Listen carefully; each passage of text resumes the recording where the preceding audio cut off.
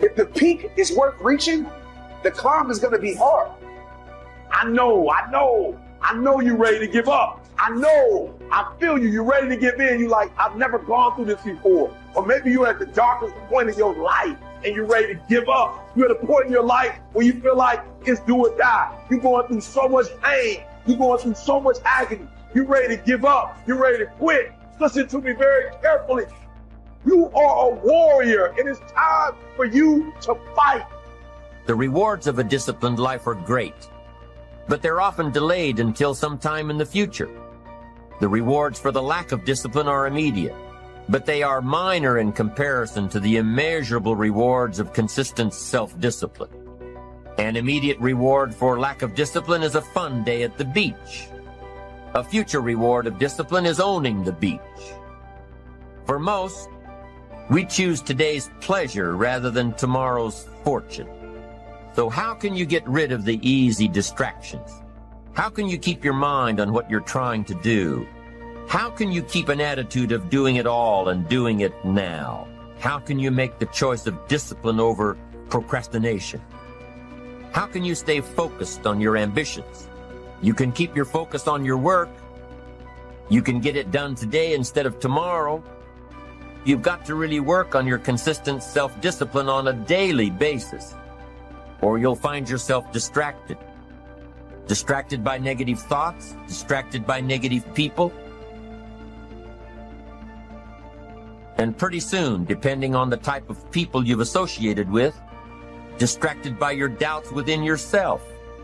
Never underestimate the power of influence and associations.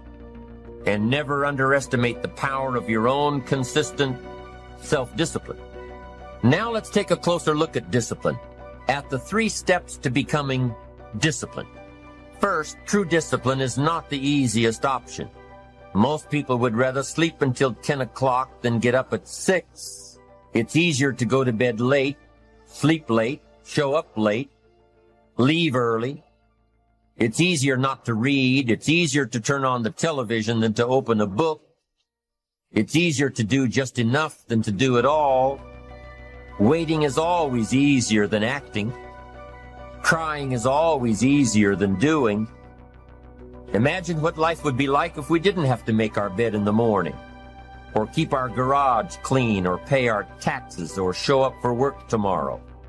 Wouldn't it be fascinating if we didn't have to do these things? Wouldn't it be fascinating? What do you suppose would become of us? You're right. Not much. The system we live in and contribute to is designed to make the easiest things in life the most unprofitable. Profitable seems to be the most difficult. Our world is and always will be a constant battle between the life of ease and its momentary rewards and a life of discipline and its far more significant rewards. Each has its own price, the price of discipline or the price of regret. We will pay one or the other. What we wish we had done is the voice of regret, speaking in a sorrowful tone at a time when there is no going back. This is regret. Results. Every once in a while, you got to take a measure, see how you're doing. Now we take a measure called results. What is the results at the end of the day, the results at the end of the week? You can't let too much time go by without checking. 6 years I'd been out there working when I met my teacher, Mr. Schultz. Schultz said, well, Mr. Rohn, let's just go through a little summary here. Said, in the last 6 years, how much money have you saved and invested? Let's go through a little tab list here. How much money have you saved and invested the last 6 years? I said, what? 0. He said, you have messed up. He said, who sold you on that plan? I thought, my gosh, the man's right. I'm a nice guy. I bought the wrong plan. What if you were 50 and broke? Right? Didn't need to change countries. Bought the wrong plan. What a sad scenario that would be. Schultz said, these questions. Let's go through some results. He said, how many books have you read in the last 90 days? I said, what?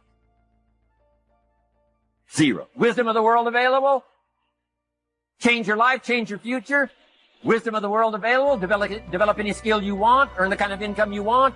have all the treasures you want, equities you want, relationship with your family that you want, everything that you want available, and the wisdom of the world to help you get it. Haven't read any books in the last 90 days. My teacher said, Mr. Rohn, you have messed up. I'm telling you, you've got the deal. Shelf said, Mr. Rohn, in the last 6 months, how many classes have you taken to improve your skills or to develop new skills? Go for the American dream. Become rich and powerful and sophisticated and healthy and influential. How many classes have you taken in the last 6 months? I said, how many? 0. He said, you have messed up. He said, you don't need to unmess the country.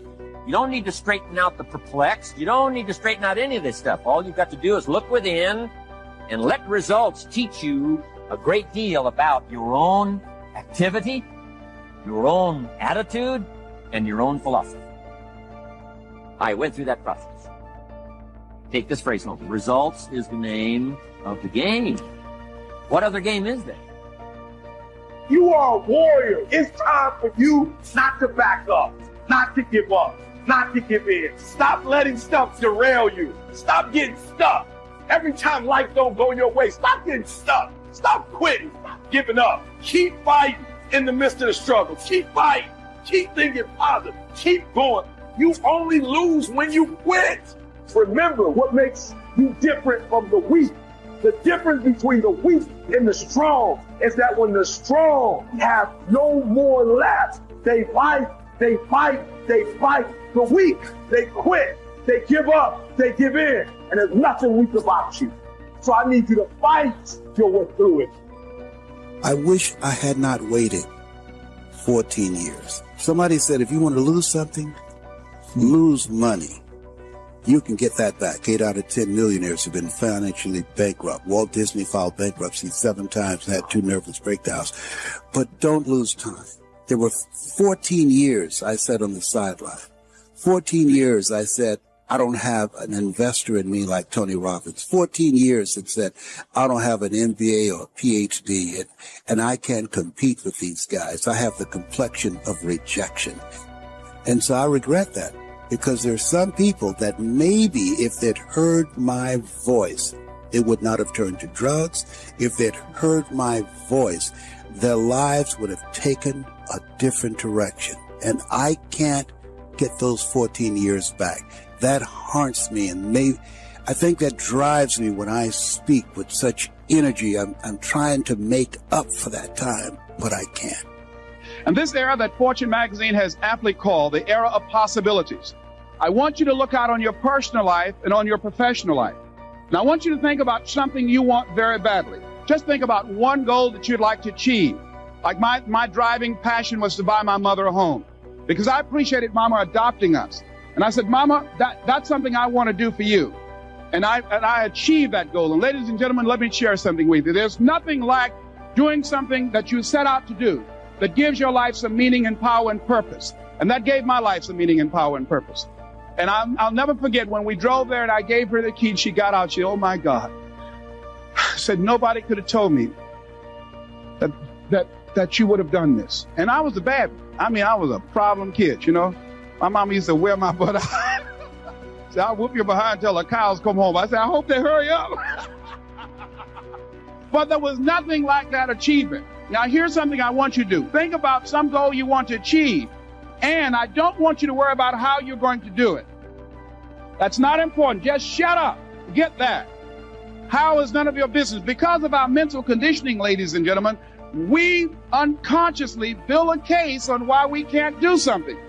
When I wanted to go in the area of motivation, I started building a case for myself. Les, you can't do that. You've never worked for a major corporation. You can't do that. You don't have any college training. You can't do that. You don't have the money. You don't have the contacts. You've never done that before. What makes you think that you can make more money in 1 hour than most people make working for 2 or 3 months? How many of you have ever wanted to do something? And just answer honestly. How many of you have ever wanted to do something and you talk you out of it? Raise your hand if you know what I'm talking about. All right. So you know that inner conversation. That's what I'm going to override tonight. All right. Now, by the way, when I get started, I get fired up. So don't pay me any attention. Let me take my go. I don't have much time, so I want to burn this up. Hold this for me. Okay, so here's what I want you to do. All I want you to do is hold the vision of what you want. I want you to think about that all the time. Hold the vision of what you want. Keep that in your mind's eye. I dreamed about constantly being on Robert Schuler's program. I thought about it all the time. See, ladies and gentlemen, our thoughts have power. Your thought is what you brought. So people don't realize that. See, we can't control the thoughts that come in our minds, but we can control the thoughts that we dwell on. So your thoughts have magnetism, and the most challenging thing is to discipline your thinking, to hold the vision of what it is that you want. That's the most difficult part. I saw myself on Robert Schuler's program. I saw myself being interviewed by Robert Schuler. I saw myself prepared to answer whatever question he asked. I was ready for him. I've been there 1,000 times in my mind. At the end of the program, he said, "It feels like I've known you before, like we've been together before." I said, "We have been, spiritually and mentally. I've been following you for a long time." I thought about it. See, this is no game to me. It's no memorized speech for me. I live this. I believe you don't teach what you don't know, and you don't lead where you don't go. And most people, ladies and gentlemen, most of us go to our graves with our greatness in us. Most of us, ladies and gentlemen, most people, when they die, you can literally put under their names, dead but not used up yet. No second chance. No, what would I do differently? Choose one or the other. But both will have their price, the price of discipline or the price of regret. One costs pennies, the other a fortune. The first lesson of discipline is that it isn't the easiest option. The second lesson of discipline is that it's a full-time activity. And we've said that the best form of discipline is consistent self-discipline. You see, the discipline that it takes to make your bed every day is the same discipline necessary for success in the world of business. The discipline to organize your garage is the same discipline to organize your business. All disciplines carry through to affect all parts of our lives. If we're disciplined in just one area and lazy in another, guess what? Pretty soon, the lazy side will creep in and destroy the disciplined side. The bad habits in one area of our life will eventually destroy our self-discipline in the areas we've been working on. Consistency cannot be inconsistent. Discipline is the mind being trained to control our lives. Discipline is a set of standards which we've selected as a personal code of conduct. Discipline is imposing on ourselves the requirements for honoring these standards. Once we've adopted these standards of behavior and conduct, we're committed to honor them. And if we don't, then there can be no disciplined activity. We find ourselves announcing our standards to our relatives, our friends, our associates. We shout our beliefs and condemn those who believe any differently, but then we don't walk the talk. We end up acting in a way far different from the beliefs we've shouted. We tell our kids that the TV is rotting their minds, yet we spend our evenings in front of it. We tell our employees that they must take advantage of every minute of the working day, yet we spend 3 hours at lunch. Do as I say, not as I do. This is inconsistent. This leads to a loss of credibility among those who watch us. And more importantly, this leads to a loss of credibility within ourselves. The only thing worse than one who is inconsistent in applying their self-imposed disciplines is one who has never considered the need or the value of discipline at all. These people seem to wander aimlessly, changing procedures, changing standards, changing loyalties, and shifting frequently from one commitment to another, leaving behind a trail of broken friendships, unfinished projects, and unfulfilled promises, all because of a discipline that was either non-existent or imposed so infrequently that it was ineffective. Here's all life asks us to do: make measurable progress in reasonable time. Just take home that little phrase, good phrase. We're asked in life simply to make measurable progress in reasonable time.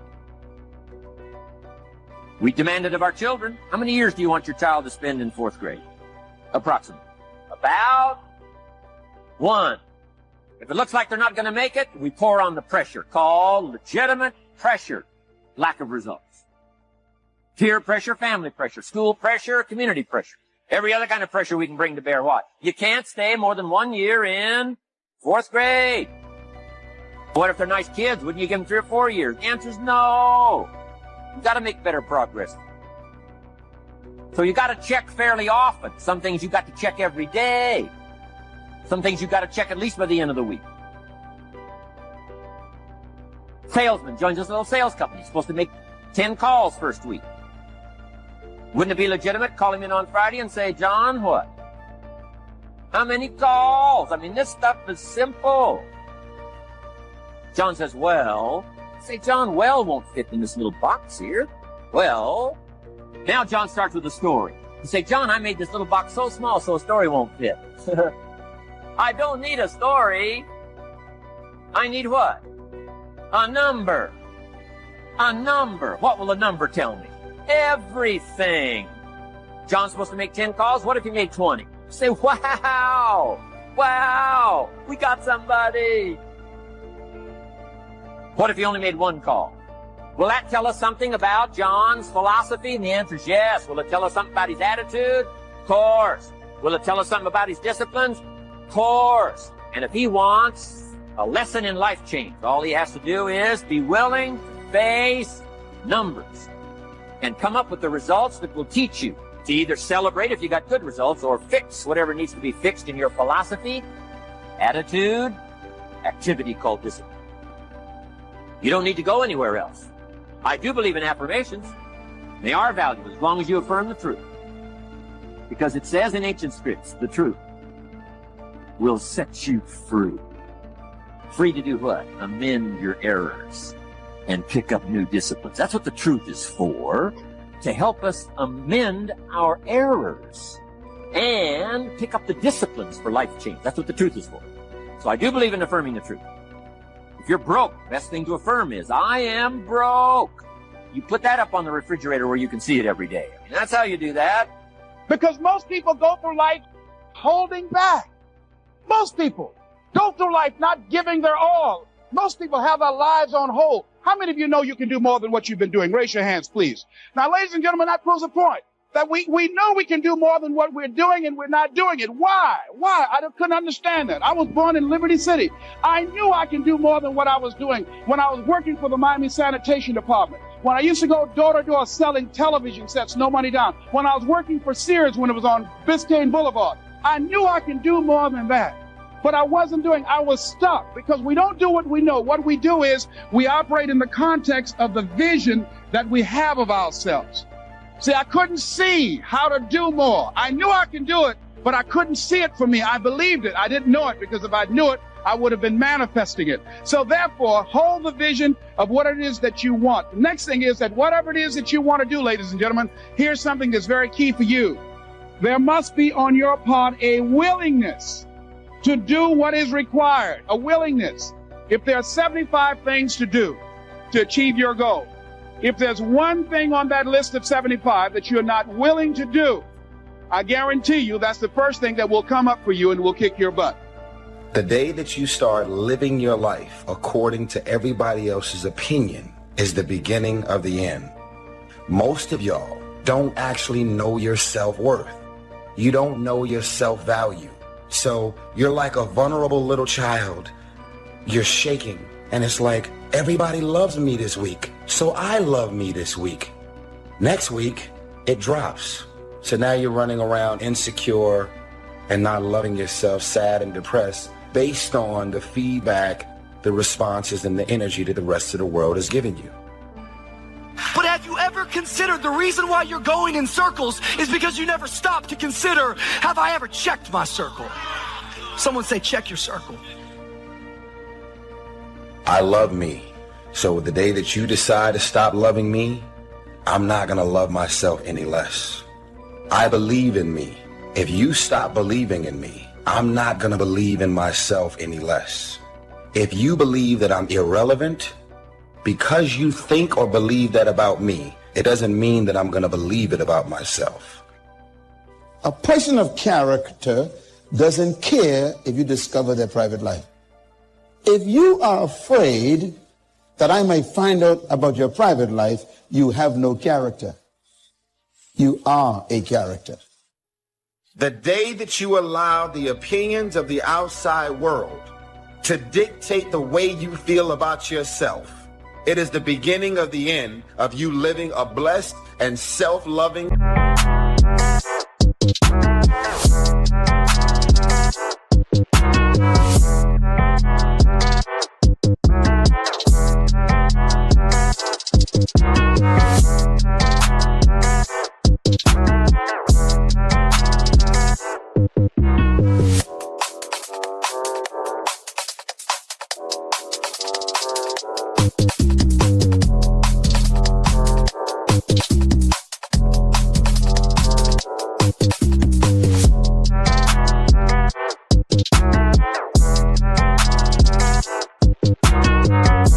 Secure life. Friend, listen to me loud and clear. Do not pick your friends that are enabling you. Pick some friends who empower you. Love yourself, believe in yourself, independent of the validation of the world. Have opinions and feelings about yourself, independent of the feedback. Why you gotta have somebody calling you beautiful every day in order for you to feel beautiful? Do you believe that you're beautiful, or do you only believe you're beautiful when other people say that you're beautiful? Self-love is the cure to self-hate. A truly courageous person is not afraid of what might or might not happen next week or next year. He fears not making the most of every moment today. A truly courageous person fears making appearances more important than realities, making impressions more important than communication. Think about something that you'd like to have, or something you'd like to create for you or your family. I want you to hold this thought in mind. Now, one of the first things I want you to do is don't worry about the inner conversation that you're going to have. Don't worry about how you're going to do it. That's going to come. You're going to develop a plan of action. You will find the way. You'll become the kind of person that can attract the people, the resources, in order to make that become reality. The discipline can seem like it's your worst enemy, but the reality is discipline is your best friend, and it'll put you on that path, the path to strength and intelligence and happiness. What is the vision for your life? What are the ideas and the dreams for your life? Who are you? What are your gifts and talents? What is your ultimate destiny and your goals? God will never give you something somebody else is supposed to have. Negativity, you can protect yourself from negativity. And that's what stops most people, negative thoughts. You can coat your mind from negativity. It's a real simple exercise to do. I do it every morning before I walk out the door. So I walk out as a positive person. The way you can put a coating around your mind is with one simple thing, gratitude. Passion gives us a great amount of energy. And when we have that passion, there's something about how we love what we're doing and we enjoy what we're doing. And passion energizes us. It's possible to be passionate about something that you're not gifted in. Hello? Let me explain. Have you ever watched the tryouts at an American Idol? We can see that most people aren't as successful as they wish they were. Do you see there's a connection between these two very common phenomena? I hope you'll understand that it's in your best interests to take responsibility for everything you do. You spend your life performing for a crowd, it'll kill you. And you're like, I'm good. I'm not a singer. I don't perform for people. It's gotten much deeper than that now. It's the feeling that we get when we start offering ourselves up in a form that is more impressive to people, but is not authentic to us. See, when you're going someplace and you already know how much you're going to make, you already know how far you can go, you're in a dead-end position. It erodes your self-esteem. It lowers your sense of yourself. It creates an emptiness in you. So I say that your life is worth finding. Don't be so obsessed with them. Be obsessed with your own reality TV program called Your Own Life, right? How about the news? All the time they're trying to distract us. I'm not saying don't know about them, but it's such a convenient escape from the work. What it takes to win is not worrying about all that stuff. That should be the background noise. How do we increase our self-esteem? You have to begin to fortify yourself. I believe that you have to begin to consciously monitor your inner conversation and start talking to yourself. Start building yourself up. Sometimes the only good things you will hear about you are the things that you say to you. It's something in me that says, I need to do this. So that's the first voice. But we've trained ourselves to ignore this voice and listen to the second voice that I believe is a collection of the average society. It's what we learned. It's the practical voice, the should voice. Whenever you say I should do, where are you getting that from? What society says. Well, we forget society's kind of crazy. It's like, why are we using them as the bellwether that we should get our advice from, right? 52 is the age at which a man's philosophy is fully formed. But it's okay to run a little behind schedule as long as you recognize it and do something about it. And you don't need volumes of books or the library in order to create a personal philosophy. You can do that anywhere. You can do it right here. So this first voice goes, I think we should do this. And we go right to this voice that says why we shouldn't. So for instance, there's many people that feel guilty about something. If you actually go to your heart, you can understand at a true level why you could have done something like that. Everyone can. But what causes our pain is trying to get society to understand why we did something. But the collective society isn't at a consciousness where they've forgiven themselves for anything. So there's a lot of judgment you'll look at in yourself if you look at yourself through society's eyes. Success is not in short supply. It isn't rationed, and you stepped up to the window and it was all gone. No, no, no.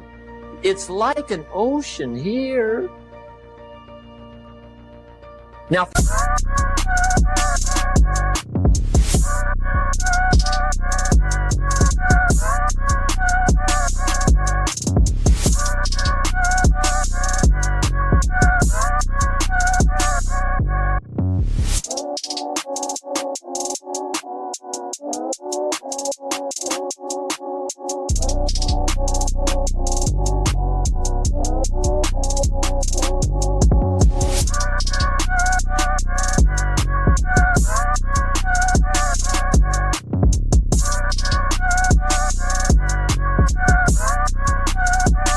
that's true. What's the problem? Well, some people go to the ocean with a teaspoon. Have you got the picture? See, what you want to do in view of the size of the ocean is trade your teaspoon for at least a bucket. And you'll look better down at the ocean. Kids won't make fun of you, right? Okay. Now there's two ways to ask, and we'll wrap up goal setting. Two ways. Here's number one. Ask with intelligence. It didn't say ask intelligently, but I'm sure it meant that. Don't mumble. You don't get anything by mumbling. Be clear. Be specific. Intelligent asking means how wide, how high, how soon, when, what size, what color, how much. Define what you want and describe what you want. That's powerful. In the weekend seminar we teach, goals become like a magnet. They pull you that direction. And the better you describe them, the more they pull. So ask intelligently. Here's number two. Ask with faith. That's the childish part of the equation. Believe you can get what you want like a child, not an adult. Adults are too skeptical. So the formula really reads, make plans like an adult and believe in them like a child. And the most incredible things will happen. Just try it for 90 days. Just try it. You can always go back to the old ways. Just try it. Just 90 days, 90 days. Income, business, profits, production, economics. Make sure you've got your economics well planned. Economics plays a major role in everybody's life. Economics is major, which means it ought to be meticulously well planned for tomorrow, this week, this month, this year, long range. What if you asked somebody tomorrow if you could see their meticulously well-planned list of economic goals? What would they probably say? They'd say, you some kind of a nut? You must be weird. Hey, I found out what success is. Success is doing what the failures won't do. Make sure you've got your economics well planned. It'll put you in the top 5%. One of the key little subjects we talk about on the weekend is the 7 fundamentals for wealth and happiness. And that's one of them, well-planned economics. It's a fundamental if you want to do well. Join the top 5%. Anybody in this room can join the top 5%, if you will. Now here's the second category of goals, things. Make a list of the things you want. And on my list of things, now I put everything. Little things as well as major things. Doesn't matter how small it is, it goes on my list. I used to just put major things, cars, homes. I don't do that anymore. I now load my list with everything. Everything. And the reason is, part of the fun of having a list is checking it off. That's it. Boy, at the end of the day, if you can go, got it, got it, got it, got it, got it, got it, whatever it is, right? You get into the habit. So load up your list, the things you want. Now, when you check off something major, celebrate. That's an important point to make. Celebrate your achievements. Live it up. Have a party when you reach something you've worked for a while. See, we all grow from 2 experiences. One is called the pain of losing. The other one is called the joy of winning. We need both of them. Amplify them as much as you can, which also means make losing painful. If you set up something, fooled around, didn't get it, put it on yourself.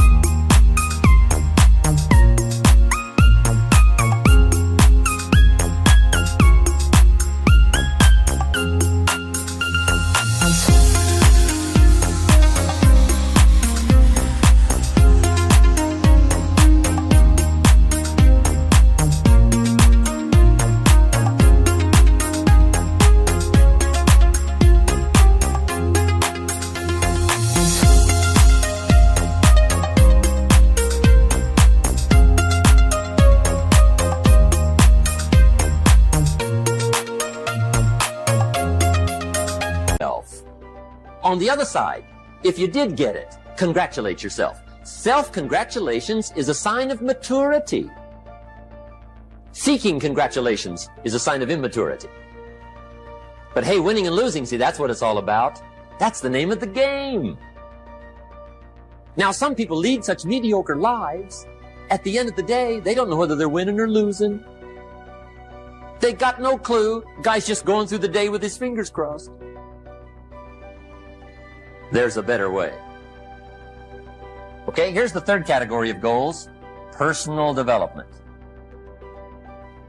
Put those goals together. Personal development goals. That's your goals to be stronger, more decisive, be a speaker, be a leader, learn a language, all kinds of skills. Okay, the whole weekend seminar was designed to improve all your skills so that you walk away more skillful. And that's what you want, the personal development skills. That's what attracts, that's what brings good things to your life, the person you become, more skillful. Now, this is quite a package to work on. Economics, things, personal development. For tomorrow, this week, this month, this year, long range. Okay, that'll get you started. Now, here's the simple formula for setting goals. It goes like this. A, work on your goals. That's step 1. Work on them. And I put the word work there deliberately. Setting goals is plain hard work. I don't want to kid you. We haven't come here tonight to kid each other. It's work. I know it's work. That's why a lot of people just let it slide. It's work. Many people work hard on their job, but they don't work hard on their future. They just let that slide. And the work involved is making plans. I know most people don't. I understand that. But don't let that be you. Guy says, well, yeah, you work where I work, but the time you struggle home, it's late. You got to eat a bite of supper, watch a little TV, get to bed. You can't sit up half the night. Plan, plan, plan. And the guys behind. Good worker, hard worker, sincere. But you got to be better than sincere, working hard. You got to be better than a good worker. You got to be a good planner. Somebody once wisely said, the people who fail to plan are planning to fail. Well said. So work on your goals. Here's step 2. Write your goals down. That's so important. I teach my staff around the world, put your goals in your journal. Because one of the major people you want to study is yourself. Say, here's the list of goals I put together 3 weeks ago. Here's the list of goals I put together 2 years ago. Here's some of the changes I made, rearrangement of my priorities. I scratched these off, I put these on, I've gotten these. Study your accomplishments, study what your desires are. Put them on paper, write them down. Here's another reason for writing your goals down. It shows you're serious about doing better. And to do better, you gotta get serious. You don't have to be grim, but you must be serious. Now here's the last qualifying phrase on goal setting, as we promised to qualify everything. And it simply goes like this. Remember, you won't get everything you want. And we've already studied the reason for that. Simply, sometimes it hails on your crop and rains on your parade. It's that kind of planet. So you won't get everything you want, but if you will work this goal-setting formula, you can get plenty for wealth and happiness. Now let me give you a little simple formula for goal setting. Okay? We take 2.5 hours on the weekend for the whole 10-year plan. We don't have time for that tonight, but let me get you started with a little simple formula Mr. Schoaf gave me, and maybe this will be helpful. First of all, I've divided goals into 2 parts. First is long range goals. That's your dreams. Your dreams for the next 3, 5, 10, 20, 30, 40 years. Actually, the rest of your life. Your dreams. You've got to keep dreaming. Ronald Reagan, president, said to the joint session of Congress a few weeks ago, the Republic is a dream. And if we don't keep dreaming, we will lose the Republic. Your better future is a dream for yourself and for your family. Where do you want to go? What do you want to do? What do you want to be? What do you want to see? You've got to dream dreams. There's a Bible phrase that says, without dreams and visions, people perish. You've got to have something to go for that inspires the heart and the soul. The truth will set you free. The truth will stand, and the truth will deliver you from procrastination and laziness and the downward spiral that comes with a lack of discipline.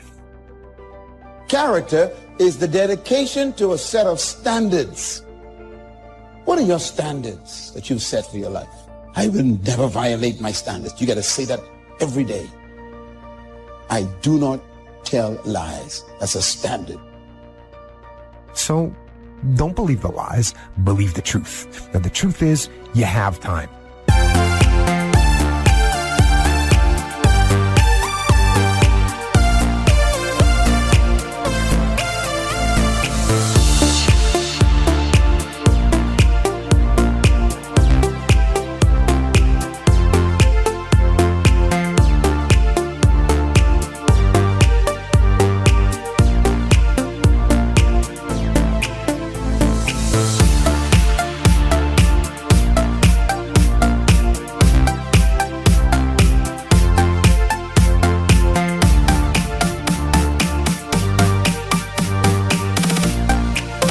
You have the skill, you have the knowledge and the discipline to get it done. Yet in life, outside of that one area, most of us are worried about suffering. We're afraid of it. When we're suffering and sacrificing, we wonder whether it's worth it. We wonder whether we're supposed to. We wonder whether sacrifice or setbacks or suffering is a sign it's not our real dream, don't we?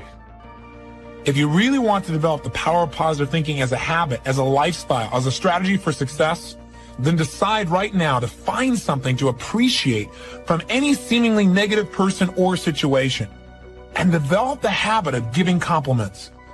See, at the gym, you'd never think, oh, I'm going through some pain and discomfort. This must be a sign I shouldn't be at the gym. You'd never think that.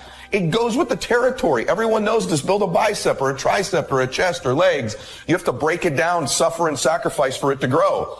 The indication of the pain and sacrifice and sweat. Don't you feel better at the gym? So in that area, we all know to the extent we suffer and sacrifice is to the extent we grow.